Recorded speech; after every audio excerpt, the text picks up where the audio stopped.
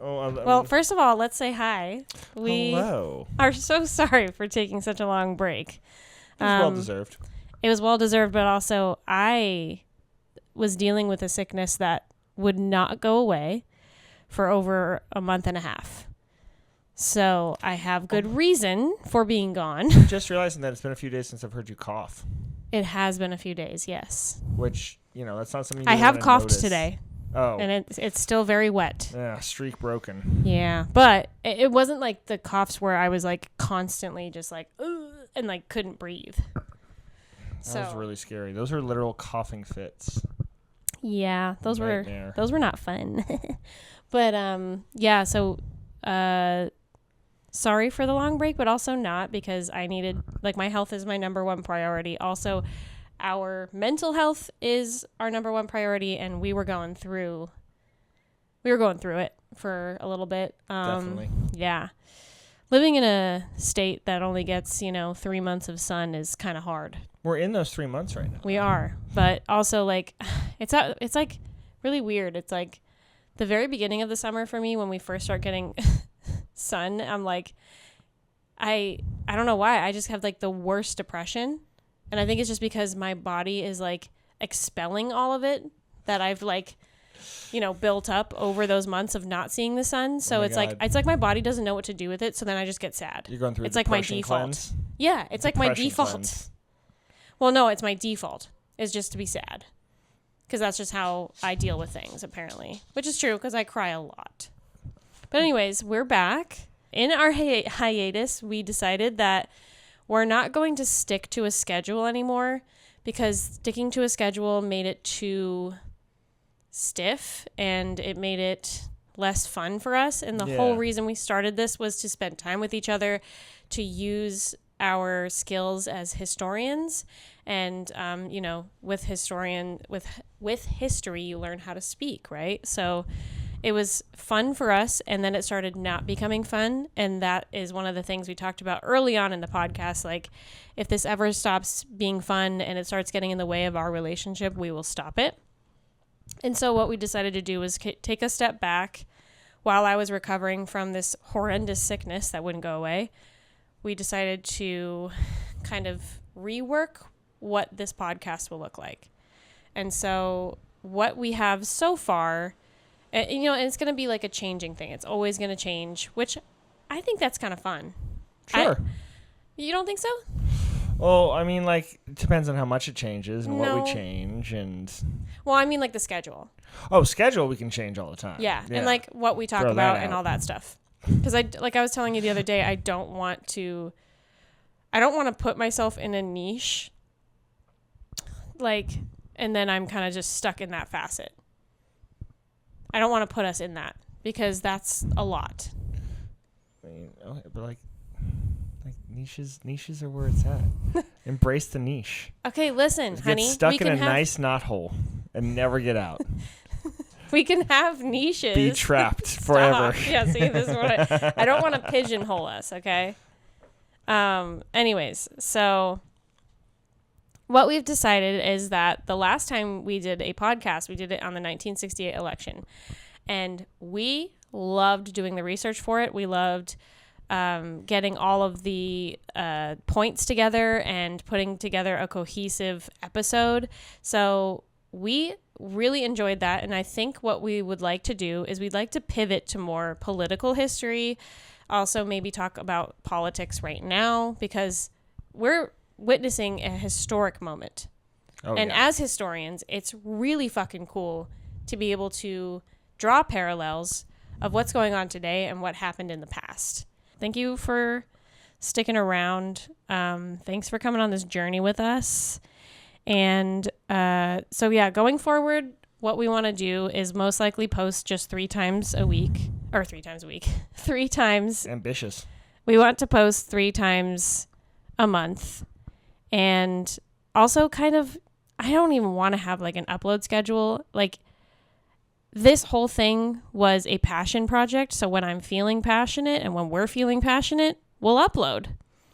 There's a lot of people who do stuff like that, and it's really cool. Yeah, we really need something that captures our attention. Yeah, and also that captures your attention. So the whole reason we're doing this is to also gain an audience and to gain a community that is like-minded and also wants to learn. So if that's you, hi, I missed ya. But yeah, so it's just bear with us as we figure out what works and what doesn't.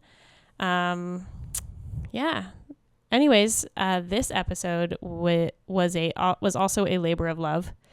While we were doing our 1968 research, we also realized that a huge, very pivotal election in American history was the 1948 election. So I will let Shane take away the intro. Yeah, so you can almost think of like 1948 as like a little prequel to 1968. We're going to have some of the same characters. They all exist in the same universe. So there's going to be some crossover there. And really what we wanted to frame this episode as is that the 1948 election was the first like modern election in a lot of ways. The first election after World War II and the first election of the atomic age, in many ways, was the first modern election in the United States. So, yeah, so 1968 was the one we did before. 1948, you can kind of see almost as like a prequel to 1948. A lot of the same characters. They're all existing in the same universe. And it's, sorry to interrupt you, No worries. I was watching a video on, like it's the first modern election, which means that, for the first time, Americans who had a TV, so rich people, at this time, could watch the election firsthand, in person, kind of, on their TV screen. And it was really funny because they were saying how, like, weird it was because they didn't know TV etiquette back then, obviously. Yeah. And so these guys were just like smoking cigars and cigarettes and just talking directly into the camera and just being like, and here we are with this candidate and blah, blah. And so it was very different from what you would see today. Well, like the famous thing that we have today is the maps. We have the maps and the colors. We have the maps, the reds and the blues. And they didn't really have that then. It's like you said, it was just a couple guys in a room like getting the election directly results. Speaking into a camera. Yeah. While smoking a giant cigar. Isn't that funny? No, it is weird because I don't think we think of like the 1940s as having anyone had TV. We almost think that like the 50s is when TVs just kind of emerged. Yep.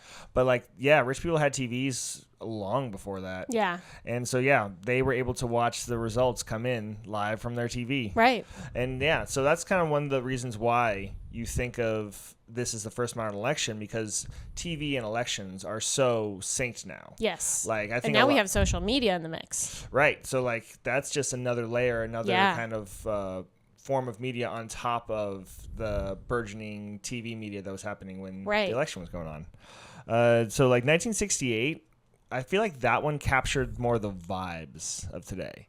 So that one was more of like how the country was feeling, and there was a lot of division and there was a lot of uncertainty. 48 didn't have that as much. We just came out of like winning one of the, the biggest war in human history. Yep. So we were feeling on top of the world in a lot of sense. Yep. But also our economic status was becoming better since the downfall in 1930. We were on an upswing for the first time in 18 years. Well, we were on an upswing during the war, and then this is kind of like that post-war malaise that we get into. Right. Great word, malaise. Yep. Because we had a super high inflation. So that's kind of the thing. It's like 48 had the issues of today. Right. So we had a 10% inflation when 1948 starts. And we also had a housing shortage. There was our relationship with Israel and Russia to contend with. So 48 is when Israel gets recognized and Israel starts to become a country. And our relationship with Israel becomes solidified. Right. And there was a big division with the president at the time, Harry Truman, and his Secretary of State, George Marshall. Because George Marshall said that if we were to support Israel, it would require an insane amount of aid, and particularly military aid. Weird. And then our relationship sounds very, very familiar. Right? Like, yes. So you can see the seeds being planted back in this time period. Yep. And then our relationship with Russia was really starting to fracture. Yes. Because remember, we had been allies for the entire war. Well, we were starting to have issues with them between World War I and World War II. And then during World War II, we were like, all right, we'll have a truce for now. It was very much an alliance of convenience, yeah. Yes. And then that convenience, once the war was over, started to it was like, fall well, it's not apart. looking so convenient anymore. Exactly. You commie. And then the contention started to arise. And then also civil rights became a very big issue. Yes. We're gonna Well, this is the first time, right? Yes. And that's why this is such a big election, because civil rights as a concept had never been run as a platform until just in this election. I mean, you could go back to maybe like the Civil War, but that was more of like an ending slavery thing, not right. the civil rights that we that think was like of today. Yeah, that was the Reconstruction era, which was just very much like, where do these newly freed slaves fit in this society? Right, and then and then that chapter kind of closed with the 1876 election, which we might do an episode on. It's very interesting. Oh, that would be fun. Yeah, so that one is kind of the close of Reconstruction, the opening of Jim Crow, and then now we are at a new chapter, a starting of civil rights in earnest, if you will. And let's see. Oh, also, the president was not that popular. Yes. And as we're seeing right now. Yes. And we are going to, just like right now, we are going to be talking a lot about vice presidents. Vice presidents are going to be an important player in this episode. 2 out of the 4 people that are running in this election were vice presidents. Yeah, that's right. right. So when a certain candidate says that you're only voting for me, you're not voting for a vice president, you absolutely are voting for a vice president.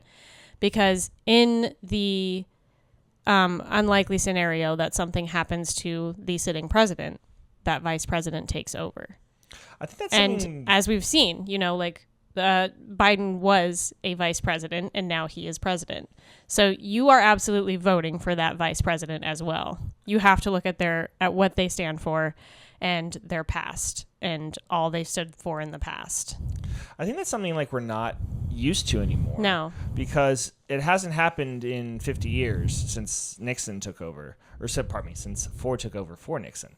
But between like 45 when Roosevelt died, and Nixon, it happened 3 times. Mm-hmm. 2 from dying and 1 from resigning. Right. So it used to be something that was a very common occurrence for the vice president to take over, especially back in the days when people's health weren't that good, and back when presidents used to die all the time and vice presidents would take over. Mm-hmm. I think it's something that hasn't happened in so long that we don't even really think of it as a possibility, but it very much is. It is absolutely a possibility. So the 4 major players in this election are Thomas Dewey, Henry Wallace, the 2 we're going to talk about today, and then we're going to talk about Harry Truman and Strom Thurmond next time. Harry Truman, not as much. There is an insane amount written about Harry Truman. The Harry Truman Library is a fantastic resource. I think it was David McCullough wrote a book about Harry Truman that's like yay big. Oh, and I'm sure if you Google it or YouTube it, there's so many people who have already covered Truman in extensive detail.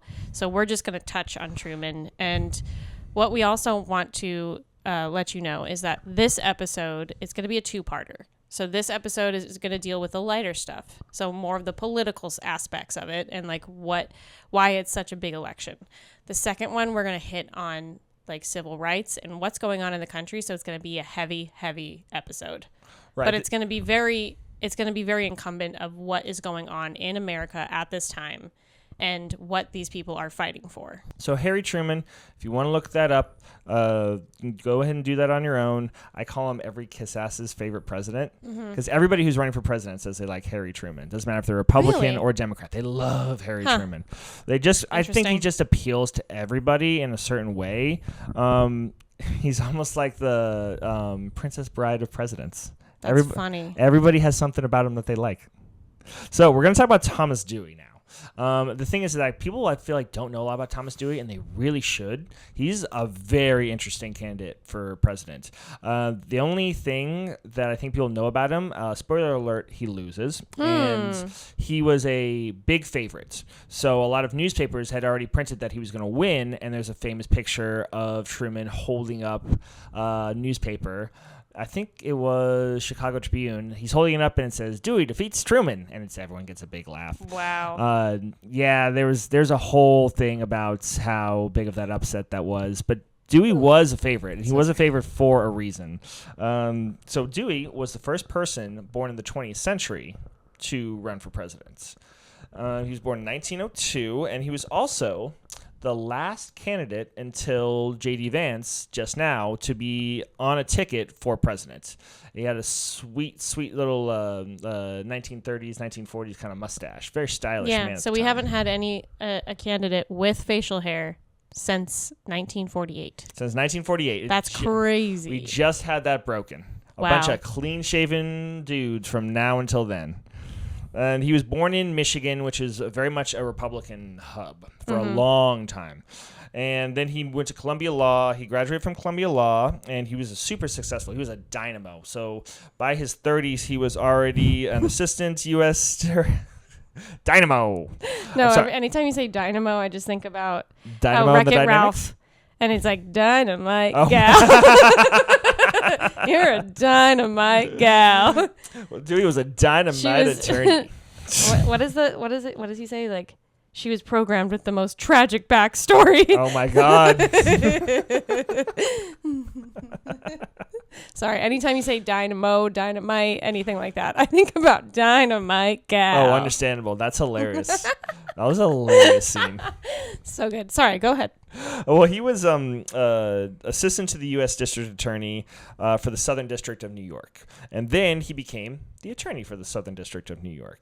And this was in 1933, so he's 31 when this happens. And then in 1935 to 37, he becomes a special prosecutor going after the mob in New York City. So, like, 1930s mafia is, like, I think like kind of like the peak of what people think of the mafia, all those mob movies, and New York City in the 30s. It has a vibe to it, right? So he goes after the mob, and he is able to put Lucky Luciano, who, if you're like a big mafia guy out there, you know exactly who that is. He's credited for starting the mob. And he put him in jail for prostitution in 1936 and sentenced him to 30 to 50 years. And this made him like a national figure. Like, I don't know many like nationally well-known attorneys, but he was a nationally well-known attorney. The line was that Thomas Dewey could successfully prosecute God. He was actually so famous that they made a movie that was based on his life, starring Humphrey Bogart and Bette Davis, and it was called The Marked Woman. Never heard of it? Nope. Yeah, nobody has. Apparently it wasn't very good, but basically it was the story of him going after Lucky Luciano. The way he did that was a pretty interesting thing. He basically just figured out that all these prostitutes had the same attorney and the same bail bondsman. But we'll talk more about that later, because we got to get on to his political campaign. So he runs for governor in 1942. He serves 3 terms, and he is a very popular Republican governor and a Republican politician in a time when the Republicans were not doing very well. So since FDR started to run in 1932, the Republicans had lost the last 3 elections by an electoral total of 1,444 to 149. And that includes a 523 to 8 loss in 1936. Yeah, Alf Landon did not do very good. So this is the state of the Republican Party that he's coming into. Right. So in 1948, the Republicans were divided. It was basically like kind of like the last fight between Teddy Roosevelt and William Howard Taft in the 1912 election. This is also an election I would love to cover. So Thomas Edward Dewey. Apparently we're just an election podcast. There's so many cool elections. No, there's great elections. Never get any coverage. 68 gets a lot of coverage because it's really awesome. Oh, yeah. It's a huge pivotal moment. Oh, yeah. I feel like 1912 is also one where it's just like people do not talk about that enough. Yeah. But it was actually hard researching the 1948 election. There's not a lot There really on isn't. it. And Yeah. there should be. Yeah. We got a lot of our info from a book called Dewey Defeats Truman, and we got most of our info from either pages from that book or interviews with the author. So where were we? Oh, the reason why he's named Thomas Edward Dewey is because TED spells Ted. His dad was obsessed with Teddy Roosevelt. Loved Teddy Roosevelt. That is the Republican Party that Dewey had in mind. A very progressive party, a very active party, but also a party that could kind of connect with common people. The one that didn't get too high and mighty elitist. Oh, so they wanted a Joe somebody, huh? They wanted a Joe somebody. They wanted to appeal to a Joe somebody like, well, just like you, we could grab a beer together. I think you could definitely say that like Dewey ran on like being accessible. You could right? say. Yeah. It's a very Republican thing to do. Who was not accessible was Robert Taft, who was the son of William Howard Taft. This is where we kind of get this rivalry from. But Dewey's liberal policies in New York, I don't think people really understand what a liberal Republican was, but this was a very strong part of the Republican Party for a while. It was a huge wing. So as governor of New York, he passed a labor mediation board. He passed anti-discrimination legislation for employment. State agencies were reconstructed, and he established the state unemployment and disability benefits. Wow. Well, pardon me, he advanced them. So Robert Taft was in charge of the conservative side of the Republican Party, and he basically hated all those things. But it's weird. Even though he was the most conservative, he was called Mr. Republican. That was his nickname. Robert Taft, yes. But even he was like very, very liberal on education and housing. Really? Yeah, so it's like something you would never see in a Republican today. Yeah, this whole kind of concept of like we're not passing shit does not come until much later down the line. It used to be that you pass legislation. Excuse me. Oh, that cough is just not going to go away, I have allergies. Baby. I have really bad allergies. So basically the big controversy is all this stuff, this labor relations and all these advancing of benefits and everything, all kind of come under the sphere of the New Deal, which the Republicans had been running against and the Democrats had been running for. And as you can see, the New Deal was very, very popular. So Robert Taft is able to kind of control the conservative side of the party, but after losing a million times, they go with somebody like Dewey, who kind of has a more liberal lean on it. In 1946, the Republicans win the House and the Senate for the first time since before Roosevelt, because Truman is crazy unpopular. And also, Roosevelt, he served 4 terms as president. Well, 3.5, really. Yes. Because he died during his 4th term, but... Yes, he was the last president to serve that many times. So, yeah, this is a very long presidency. Like, I think, like, that's another thing, like, people cannot understand is that there's one person in charge of the country from 1933 till 1945. Yep. So that's something that we can't really even fathom anymore. I mean, I think, like, we've now had back-to-back one-term presidents. So I think Obama's 8 years feel like such a quaint memory. I know, really. So Dewey runs. The Republicans don't want to get beat anymore. So even they have this conservative House, they want to run a liberal guy because they think they have a chance to win. And they really think they have a chance to win because Dewey, out of all those blowouts, came the closest to beating FDR in 1944. He lost like 444 to 98. But closer than everybody else. Wow, okay. So that's why he came in this election and was like, I've got this in the bag. Well, you'd think so, right? But he had to be talked into it. Really? Because he did not want to be the guy who lost the election twice. Oh, makes sense, yeah. Politicians and their egos. So they literally tell him, you have to run, you can't lose. And Taft kind of wanted to be president, but he's too cold, too creepy, too technocrats. Look up a picture. You'll get exactly what I mean. I want to see a picture. I haven't seen a picture. Ooh, do you want me to show you a picture? Yeah. Let me see. Let me see this fucker. Ew. He has like cat eyes. I hate that. Oh, no. So that's him smiling. So Taft... oh, God. He does not. He looks like a Protestant, like, preacher guy that's just like...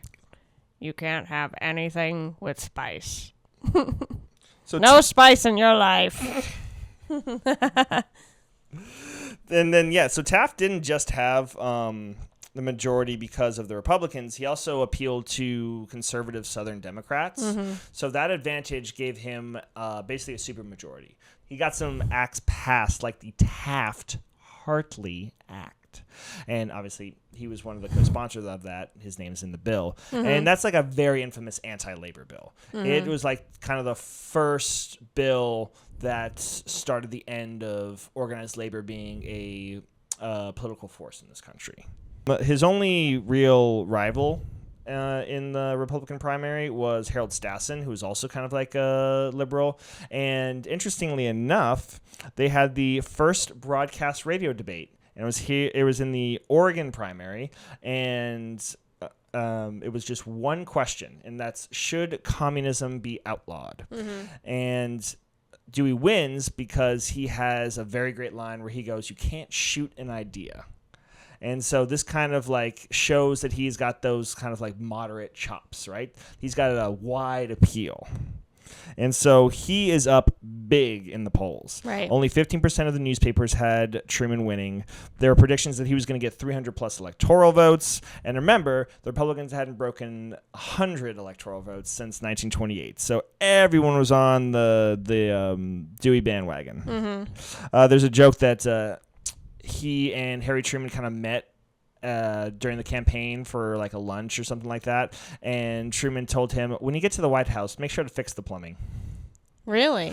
Yeah, because the White House is famously, the White House has always been kind of in shit shape. It's built on a swamp, so what can you expect? Yeah, and it's old as F. And then Jacqueline Kennedy came around and was like, let's make this beautiful. Yes, actually, it saw a huge improvement since then. So the Republicans pick Dewey. He goes to the convention, has a very progressive platform. He was like pro-healthcare expansion. He wanted to expand Social Security. Wait, this is a Republican? This is a Republican who wanted to expand Social Security, who wanted healthcare reform, who wanted housing to be built, who wanted education. There wasn't a Department of Education, but they wanted to give more money to the states to have more education.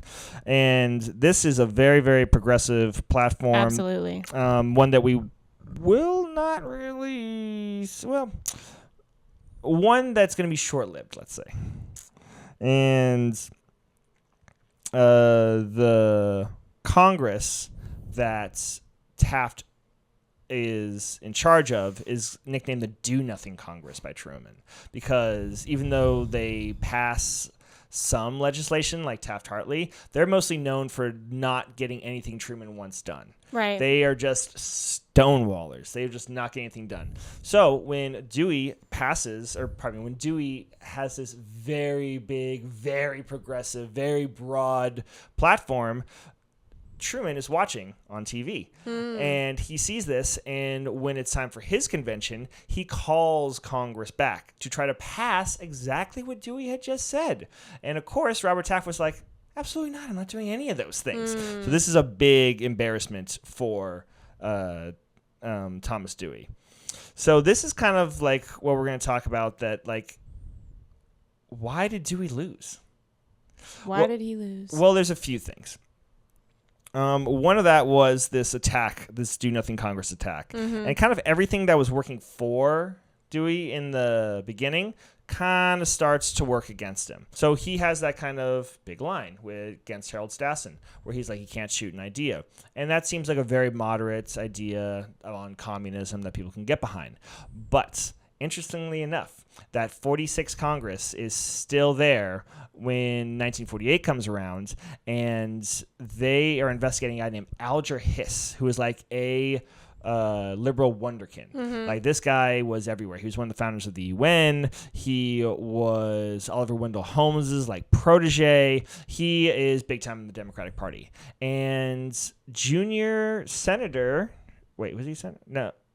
No, junior congressman, Junior Congressman Richard Nixon is on the case, and he is investigating this because there's this other guy named Whittaker Chambers who's accusing Alger Hiss of being a communist spy. What's his name? Nixon? Never heard of it. Son? He spells his name with an X. Wonder if he likes water. Sorry. It's a foreshadow.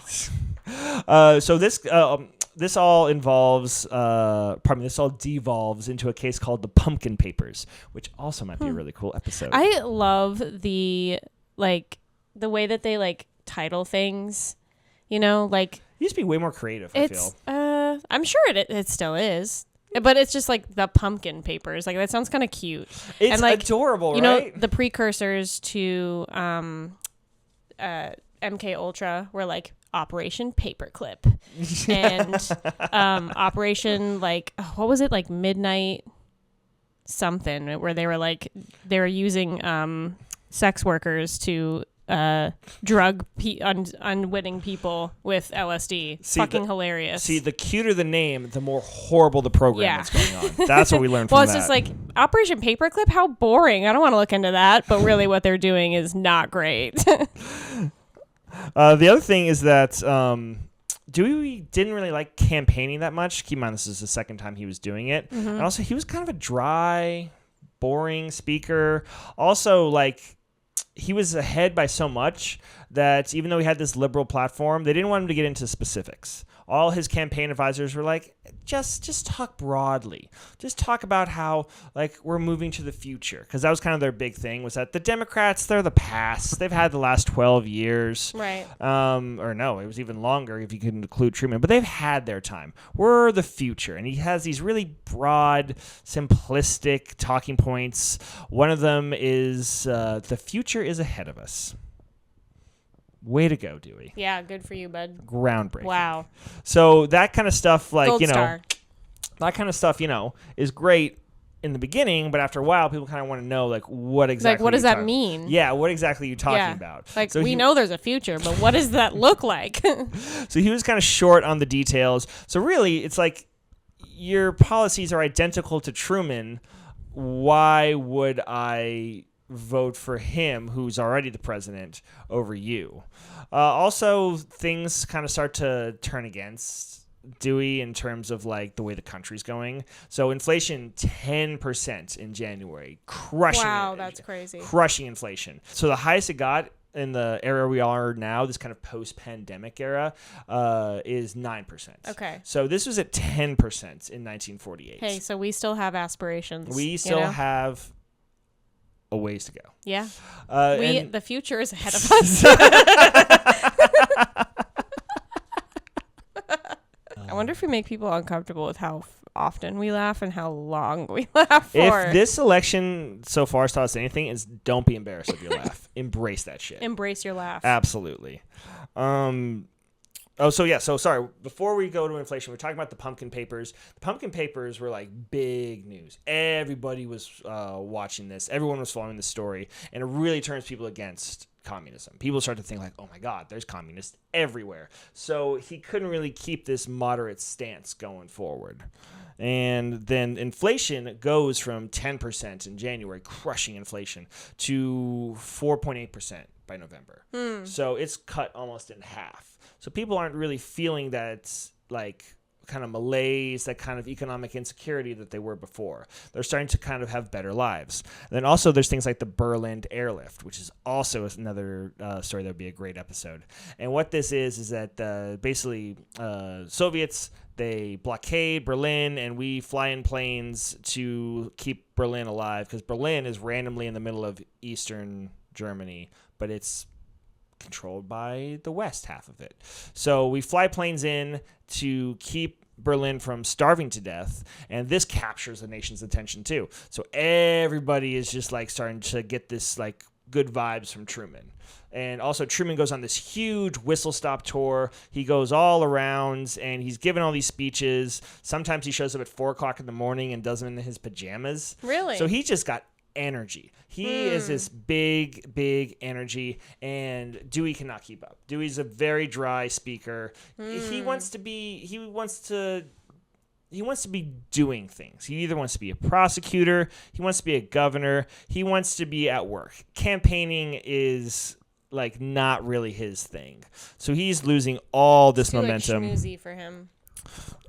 Yeah, kinda.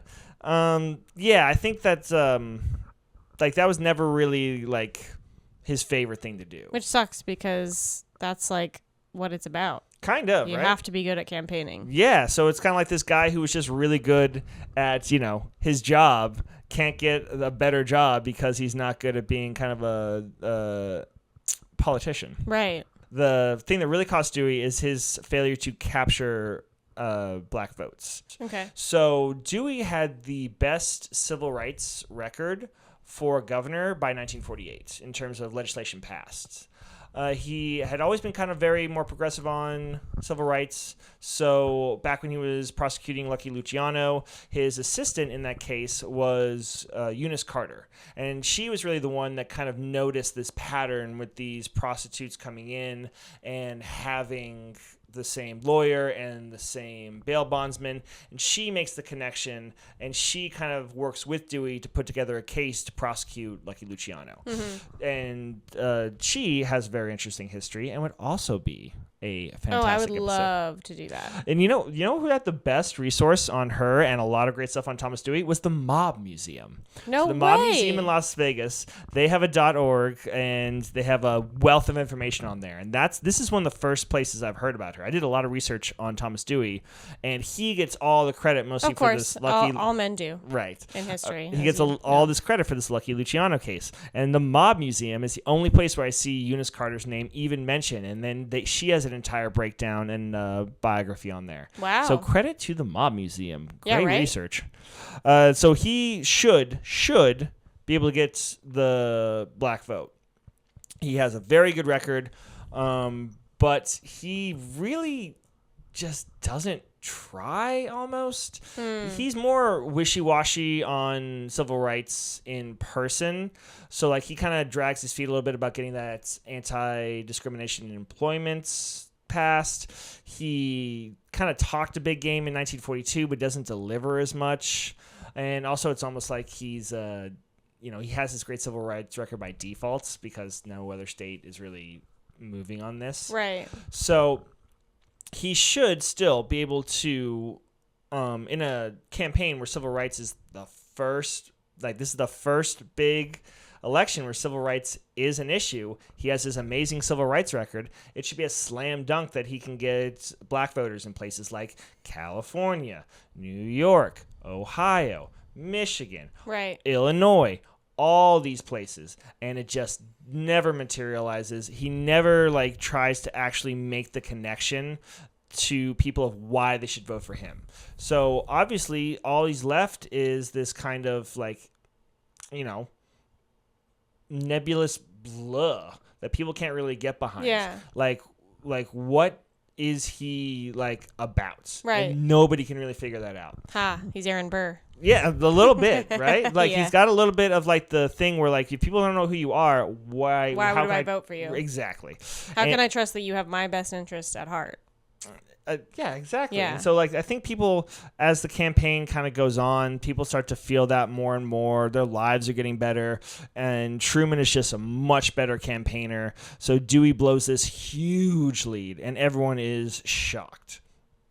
There was a collection of press writers who offer an invitation to Truman a couple days after the election for him to be served a beautiful turkey dinner and for them to eat crow. Okay. Yeah, because they ever heard the term eat crow? Yes, I've heard eat crow. Yeah, so they're going to go eat crow. And they did, and they all got sick, and most of them died. No, I'm just joking. Okay. I was ominous. So, but wait, did he lose because of the mustache? Did that play a factor? I'm sure it did. I mean, there was so while I was doing research for this, the only evidence initially that I could find was that there was a famous gambler named Jimmy the Greek who back in 1948, when he was just a young man, apparently won an insane amount of money by placing a 17-1 bet that Truman would defeat Dewey. And his thought process was that women didn't like men with mustaches.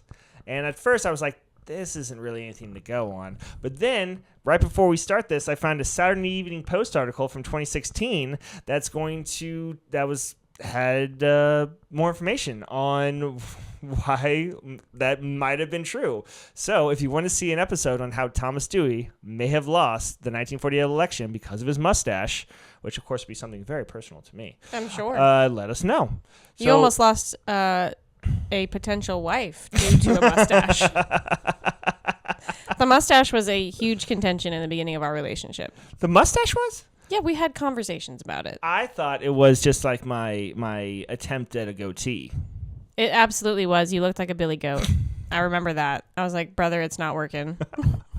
But no, it was I never pictured myself with a man with a mustache. Interesting. You know? So when you showed up, I was like, you're great, except for that mustache. But then now I love your mustache, and it it's very much a part of you, and you wear it well. So thank you. Also, I think you do mustaches justice because you're a great person, and you're not a creep. Thank you. So I appreciate that. I hope that ages well. So that was.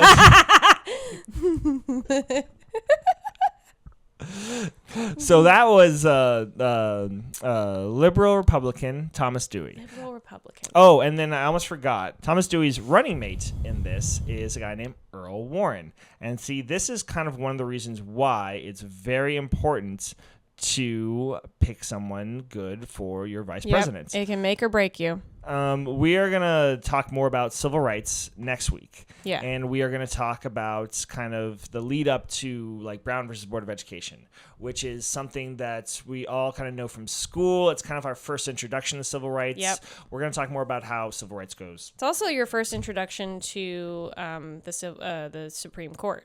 Yes. Yeah, it really is. Mm-hmm. So we're going to talk more about civil rights and Supreme Court cases next week.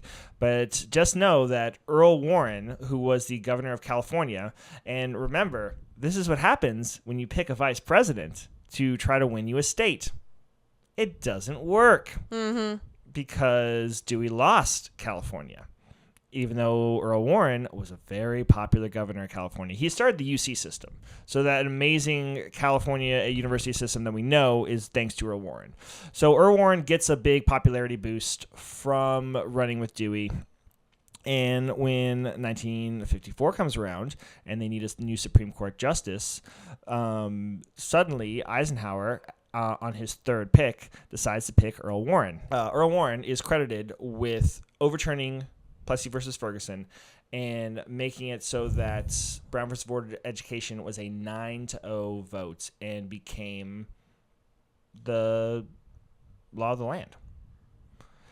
So pick wisely. Pick wisely. If you are out there listening, pick wisely. Subliminal messages. Anyways, it is now my turn. Let's do it. I will be talking about Henry Wallace. So Henry Wallace, he has a very great background, okay? He was a vice president. Speaking of vice presidents, oh my goodness, he was a vice president under FDR during the New Deal reign. So he was there from 1941 to 1945. So he served only 1 4-year out of his 12-year run as president. I think FDR had a different vice president He did every term. That's wild. Like you couldn't imagine having that today. Like imagine if Obama had replaced Biden. Like we'd all be like in like our heads would spin. Crazy, right? Yeah, we can't even fathom it.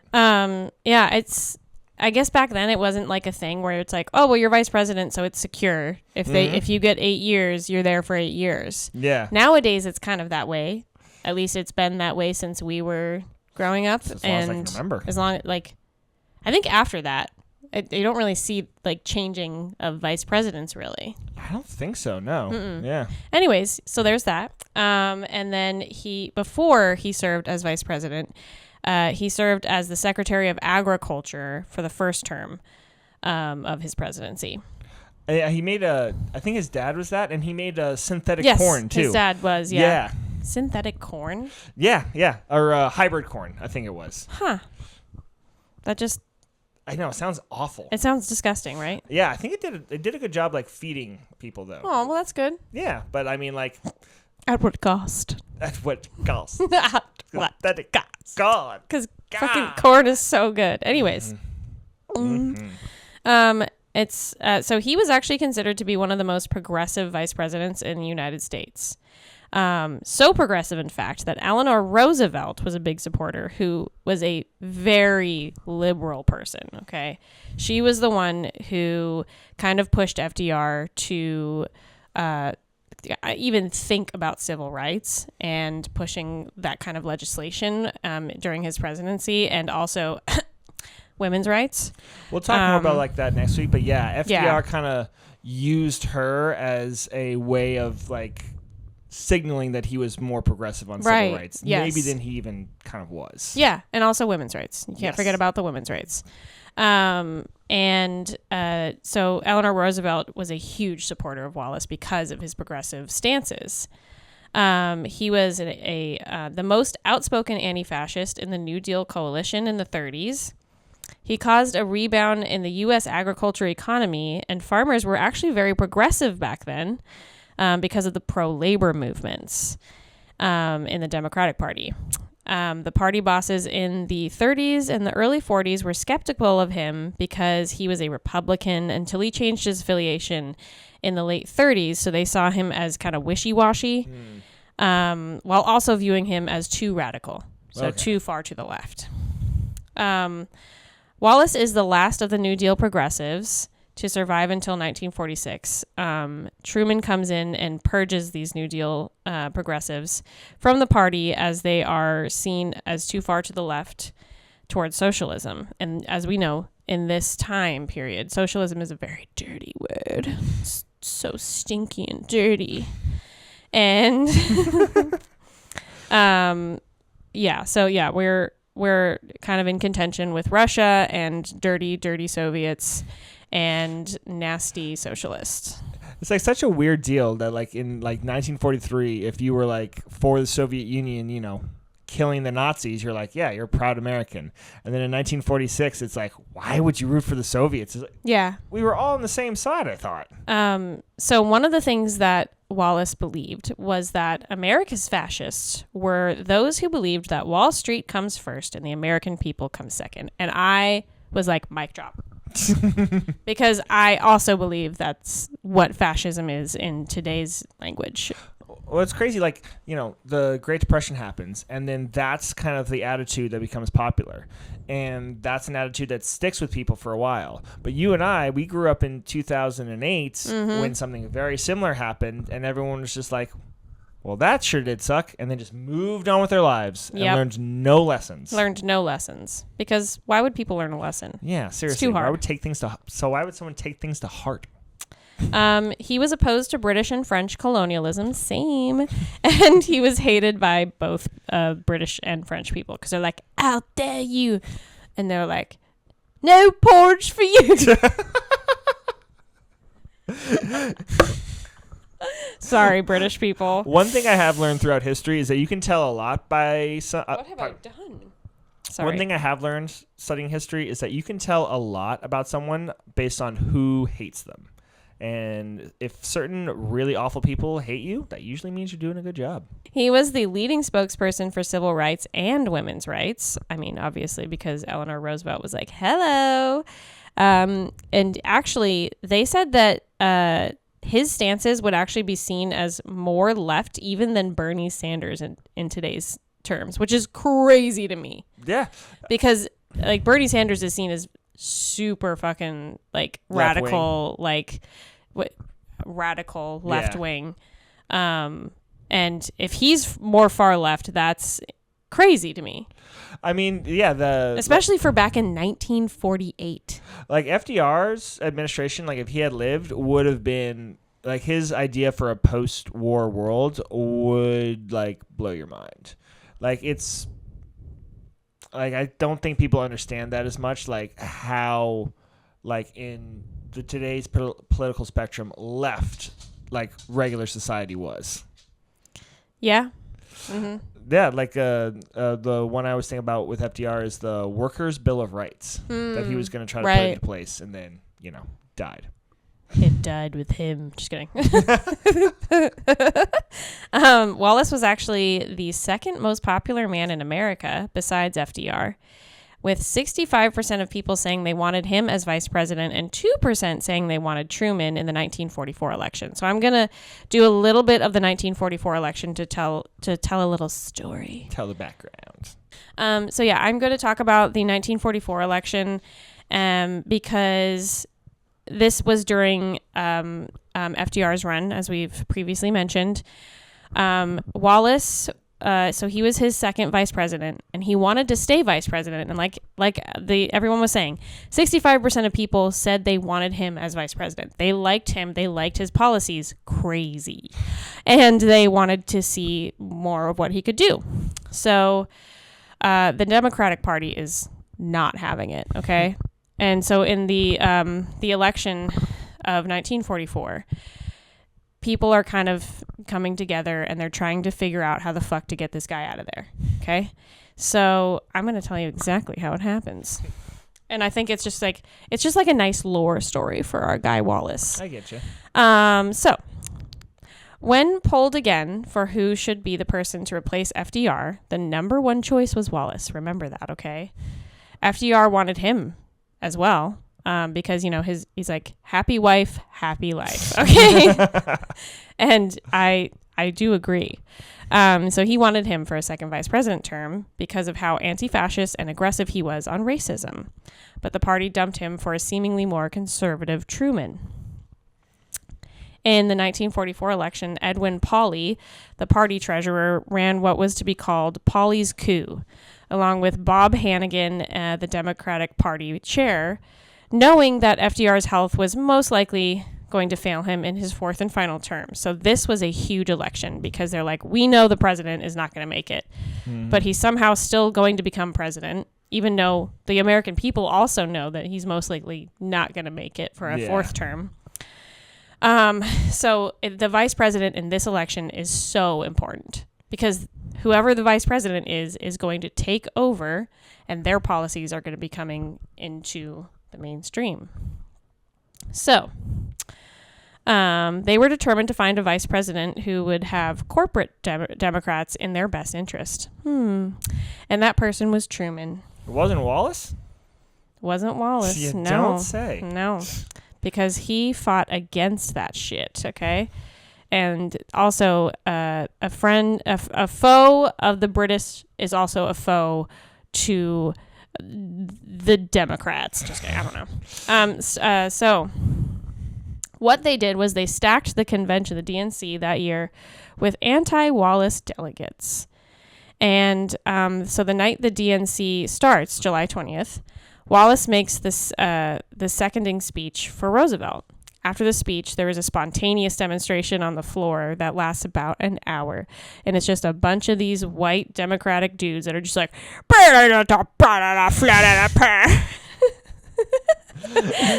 was a live recording from 1944. No, actually, what it is, it's a bunch of people that are like Wallace bros, where they're just like, yeah, Wallace for vice president. They're all like supporters of Wallace. Okay. So among these Wallace bros is Hubert Humphrey, who we see again in 1968. He was from the last episode. He was, and he's also a very strong proponent of civil rights. So in the midst of all of this, Senator Claude Pepper, and they called him Red Pepper for his progressive views from Florida, tried to get... What world are we in? I don't know. This upside down crazy time. Let me say that again. In the midst of all of this, Senator Claude Pepper, Red Pepper for short, for his progressive views from Florida, tried to get to the microphone to get Wallace's name and nomination that night. So he's trying to fight through these bros, and he's like, I need to get his name in there. I got to speak his name for vice president so that he gets the nomination to be, and he gets to like have that locked in. Okay. So Mayor Kelly of Chicago sees what he's attempting, and he screams, "This is my convention. This is a fire hazard. Adjourn immediately."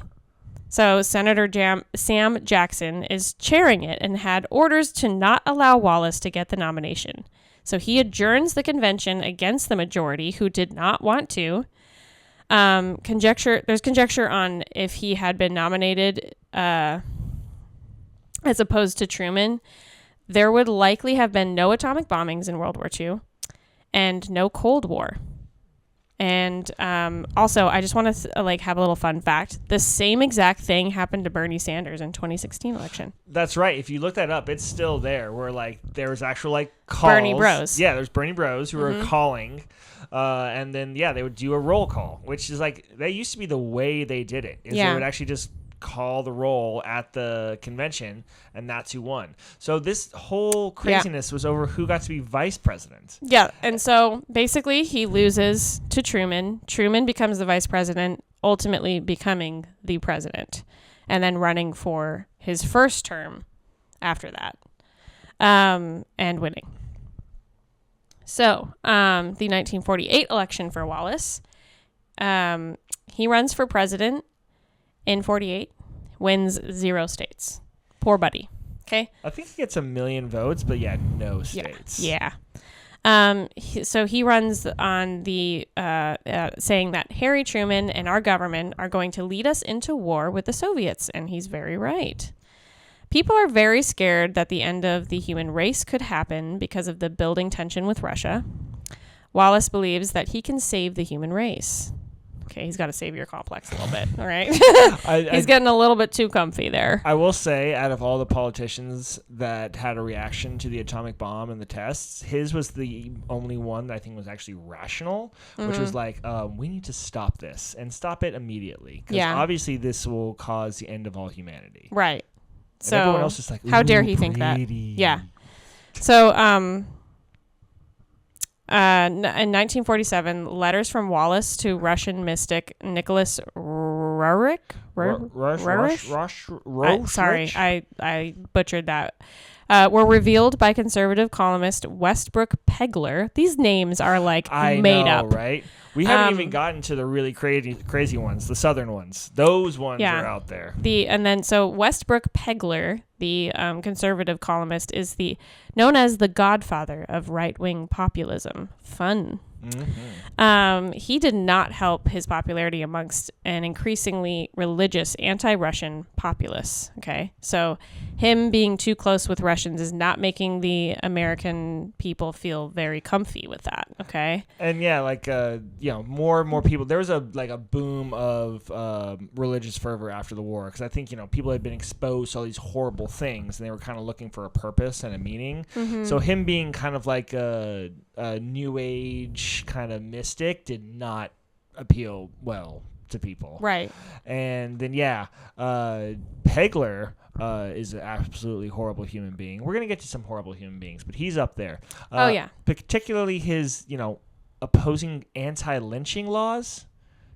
I think that just automatically makes you a bad person. You can F off with that shit. All right, so he starts his campaign in blue strongholds like L.A., Chicago, and New York. He actually packs Yankee Stadium, which is a hard feat to do, especially as a politician. Yeah, I can't think of a politician that packs a baseball stadium. Yeah. Yeah. So he also actually courageously decides to go to southern states. And guess what ends up happening? Everyone is really cool about it. Yeah, everyone is. They're showing him Southern hospitality. They're giving him all the foods. They're shaking his hand. No, what they're doing is they're fucking throwing rotten food at him. And then there's riots and stabbings. Oh, stabbings. Yeah, there's stabbings. I think all he said was that he would only do places that were integrated, and this is how they responded. Yep.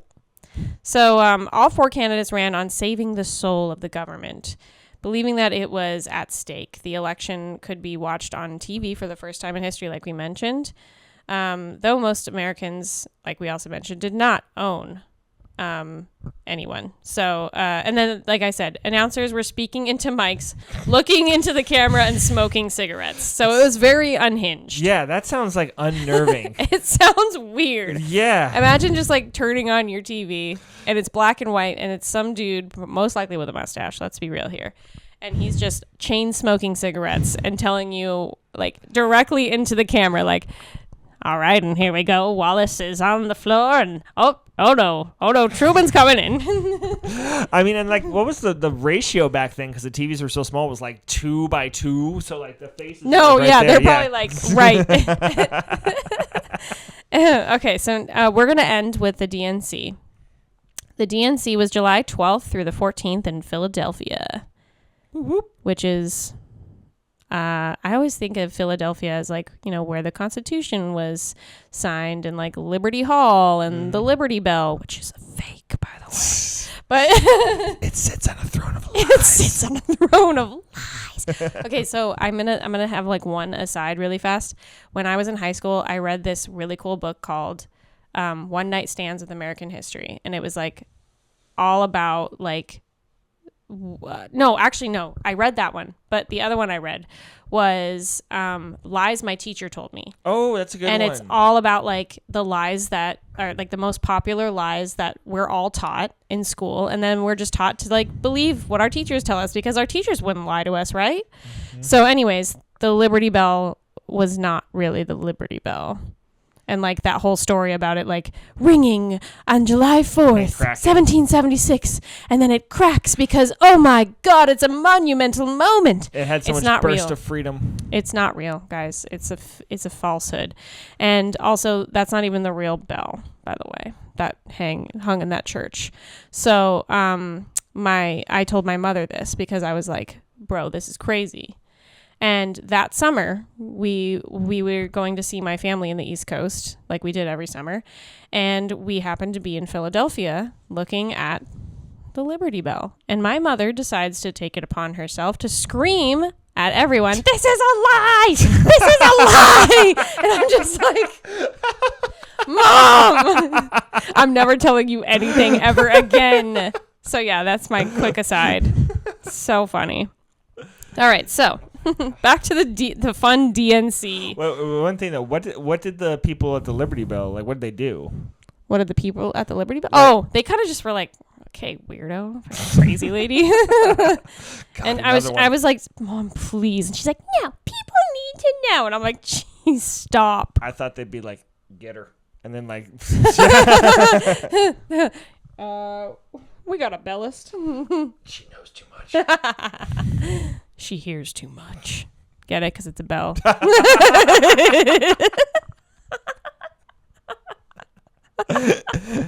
Hell yeah, dad joke. Hell yeah. Okay, anyways. Let's get back to the DNC. The fun DNC, okay? All right. Dems wanted Harry Truman. He was this is a really fun aside for him as well. He was a failed haberdasher. I know. Okay. So he was a failed haberdasher turned politician and was described as having the appearance of a meek bookkeeper. There was one story that we heard that his party boss back in Missouri said he only nominated him because he wanted to prove that the Democratic Party could turn an ordinary store clerk into a politician. It's just funny that you would hear the president of the United States was just like a meek bookkeeper looking dude. I think he was the last guy not to have a college education too. Wow. Yeah. All right. He was known for having frequent angry outbursts and an upper South twang that did not sit well with much of the country. He was written off by his opponents as a little man who failed to deal with the difficulties of the aftermath of World War II, and that was inflation, consumer shortages, civil rights, and the developing Cold War. Republicans had gained control of both houses of Congress, and this is the first time, this in 1946, which was the off-year elections, which was the first time since 1928. Yeah. This is the first time that they've gained control of both houses, okay? So this is huge. Because of Truman's aforementioned shortcomings, he didn't have a lot of support in the Democratic Party. A large group of Cold War liberals joined with other Democratic leaders in an attempt to persuade America's greatest living hero, Dwight D. Eisenhower, who we'll see later, who seemed to be convinced for a bit until he kind of was like, I'm getting the fuck out of here. This ain't my time. Yeah. All right? I have a timeline, and this ain't it. Did not fit into his plans. Yes. For his life. He's like, listen, Maybe one day, but not right now. And every time I think about Dwight D. Eisenhower, I think about the Eisenhower Tunnel. Yeah. And that's what you hit right before you get into Loveland, Colorado. So that's fun. Eisenhower and freeways is like this. Yeah. So both parties met in Philly, and that was a strategy for both sides, as this was where the main carrier of live television was. So people from Boston to Richmond, which was 10 million, would have the rare opportunity to watch how each party selected their candidates. And another perk was that people were going to be able to finally put a face to the biggest names in journalism at the time. And those were Edward Murrow, Quincy Howe, and Douglas Edwards. It's funny we see like that just grow and grow when we were watching that thing on 1968, and how like you can't separate TV from the convention by the time you get to 1968. Right. So meeting amongst miles of media cable and wires, which is hilarious to think about because that's how they did it in the old timey days. In Convention Hall, which could hold around 12,000 people. The place was packed to the brim on a hot July day. And that was further heated by TV lights, and no way to cool it down because AC was not a thing, and it made it basically like an oven. So the Democratic keynote speaker, Senator Alben Barkley of Kentucky, who had been in government since 1912, the Democratic leader for more than a decade, he was very liked by fellow Democrats and seen as a powerful speaker. Good vice presidents are from Kentucky. If you're listening. Anyways, his speech honored patron saints of the party like Jefferson and FDR, and he dispossessed Lincoln from the Republican Party. How dare he? He cited religious texts from Revelations, which is what Christian nationalists love to cite from. That earned him a standing ovation. It's crazy the apocalyptic feel of all this. Yes. I mean, like, I guess it makes sense with the nuclear bomb and all that. Yeah, they're like, we could die tomorrow. We could die right now. So vote for me in November. The future is ahead of us. So, meanwhile, Truman is watching this from D.C., and he is not happy, okay? He thought Barkley was too old, okay? And too old for him at this day and age was, take a guess. 69.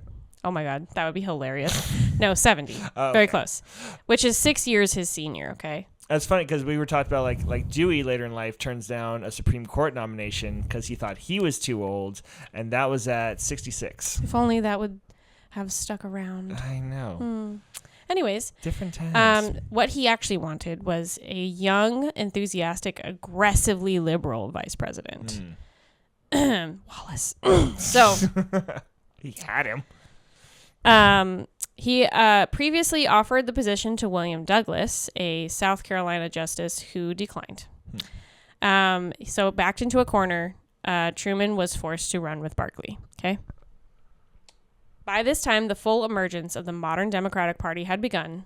Black Americans, along with white Southerners, were essential to the Democratic Party.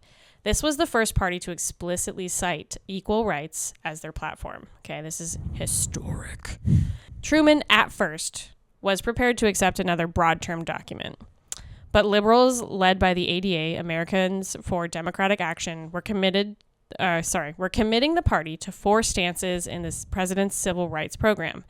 1, abolition of state poll taxes in federal elections. 2, anti-lynching legislation. What the fuck? 3, forming of a permanent fair employment practice committee. And 4, desegregation of the armed forces. And Hubert Humphrey gave an emotional speech about this. So this is a quote that I really liked. The time is now arrived in America for the Democratic Party to get out of the shadow of states' rights and walk forthrightly into the bright sunshine of human rights. And that was given on the last day of the convention. So it was like a fucking slam dunk. You know what I mean? Yeah. He was just like... He had him hyped up. He had a mic drop moment, okay? So the liberals won in a close vote. The whole of the Mississippi delegation and half of the Alabama contingent walked out of the convention in protest. They were like, civil rights, my ass. I think like States' rights. there was like kind of random delegates from other ones too, and I think like around when it happened, more and more people said they did, and then later on, when civil rights actually took over, more and more people said that they didn't. So a lot of like time period relativism in terms of who actually walked out and who stayed in. The rest of the South endorsed Senator Richard B. Russell of Georgia as a protest candidate against Truman. 2 weeks after the convention, Truman issued executive orders that mandated equal opportunity in the armed forces and in the federal civil services, which outraged segregationists and racists. Named Governor Strom Thurmond, who we will talk about. And guess where he's from? South Carolina. South Carolina. So they named Strom Thurmond of South Carolina as its presidential candidate, running on states' rights. And these were Dixiecrats, okay? Using the same argument as they did in the Civil War, which people saw right through as racism. Truman arrived at the convention ready to accept his nomination as the Democratic candidate at 10 p.m., only to find that it was pushed back until 2 a.m., okay? And he's pretty old at this point. Like, he's past retirement age. Past his bedtime. So, at this point, 2 a.m., most Americans are already asleep. Despite this, though, Truman's speech was deemed as, in quotes, perhaps the best performance of Truman's presidency, said by New York Times radio and TV critic Jack Gold. He was relaxed and supremely confident, swaying on the balls of his feet with almost a methodical rhythm. The delegates loved it, and the Liberal Party felt revitalized. Truman's campaigning in the fall led to a feel-good victory of a little guy over an organization man. And this is the official turning point of the Democratic Party and being tied to the civil rights platform. Very historic. And that is where we're going to end this episode. Yeah. This was the lighter episode, as we said previously. And next time we will hit on the harder points. But thank you for listening. It was so great to be back. It was a lot of fun. Mm-hmm. I had so much fun with you, baby. I did too. We'll see you next week. Awesome. Thank you all for listening. The future is ahead of us.